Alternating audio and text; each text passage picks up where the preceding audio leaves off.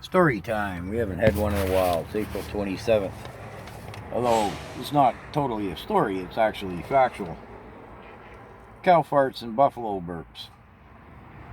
We know it all comes from the WEF, the climate crisis, the race to net zero. Like that's going to happen. The transition to sustainables, and here in Canada, the just transition. And our Minister of what is it, ecology and climate crisis? Yeah, okay.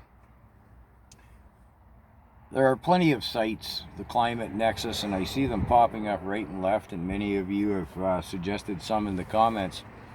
Scientists and climatologists disputing, I'll say, that there is a climate crisis. We know the oceans aren't rising. This is all WEF BS. Which brings us to the subject of cows and buffaloes. Out of curiosity, I looked it up. Last year in America, there were 30 million beef cows and 9.5 million dairy cows. In the 17 to 1800s, there were 60 million buffalo, or more correctly, bison, in North America. Yeah, I Googled it. A bison's roughly twice the size of a cow, really. Depends on the breed of cow, but by and large, they're bigger. And both the bison and the cow are ruminants, as well as sheep, goats, elk, I would assume deer, and some other stuff. Meaning in the first stomach, they fill it full of grass, then they go somewhere where they're happy and content and feel safe to lie down. They regurgitate and then masticate, chew thoroughly the grass, because there isn't much in there. They got to really bust that stuff up to survive on it. It's been going on since the dawn of time. So as the cow or the buffalo or any of these ruminants, when they bring the already starting to ferment grass from their first stomach up to chew their cud, they have a little methane burp. Now the WEF says this is, I don't know what it's doing. Cow farts push the planet off its axis or something. This is what they're claiming. Well, the rough math to begin with, there's no more cow burps, buffalo burps, going up into the atmosphere than there ever was. And that methane goes up into the atmosphere and hangs around for a while, and it gets converted into carbon dioxide, which then falls back down to Earth. We won't get into the process of what happens there, but that's what happens. Falls back down, the grass that the cow eats breathes in the carbon, puts out oxygen for us. We breathe in oxygen, we put out carbon for the plants. Oh, Mother Nature's pretty clever, isn't she? It all works well. Along the way, somewhere in the middle, we have the cow. Gives us dairy and beef. All works pretty good. Another claim that the WEF makes is we look at Holland and here in Canada and several other places in the world, following Daddy Klaus Schwab at the World Economic Forum. Nitrogen is a problem. It gets in the water, causes algae blooms. Well, it does. But farmers aren't putting out any extra nitrogen. If they're buying it synthetic, they can't afford to. It's carefully monitored. We have GPS and computer-controlled tractors and equipment.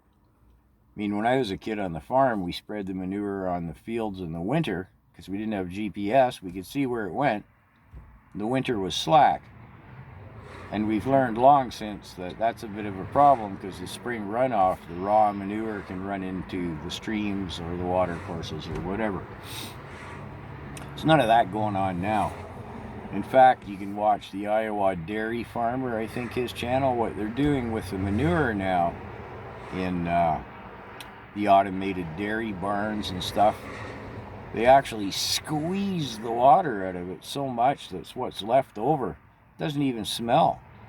It's just compost. It's humus. And they put that liquid then manure directly onto the fields where it's consumed immediately, because it's cheaper to do this than it is to put on synthetic fertilizer. So despite what the WEF is telling you goes on in Holland, the streams aren't being polluted with nitrates or nitrogen and nitrates. It's not happening.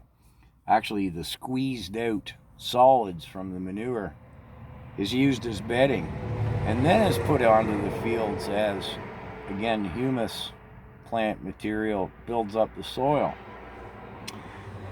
Which brings us back to BS, which is what the WEF is talking about. It's BS. I guess we could say cow ass, too. Sorry, gotta coach my terms, watch the language. It's all malarkey. 50% of the population is going to buy it. We know that. There's a climate crisis. Whoa.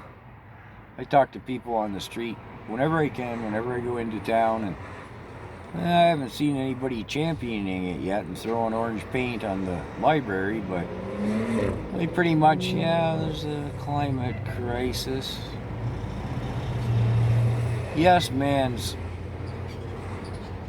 our new technology, yes, it's increased methane going into the atmosphere, but again, it returns as carbon.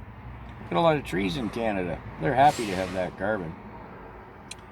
CO2, I should more appropriately say. Oh,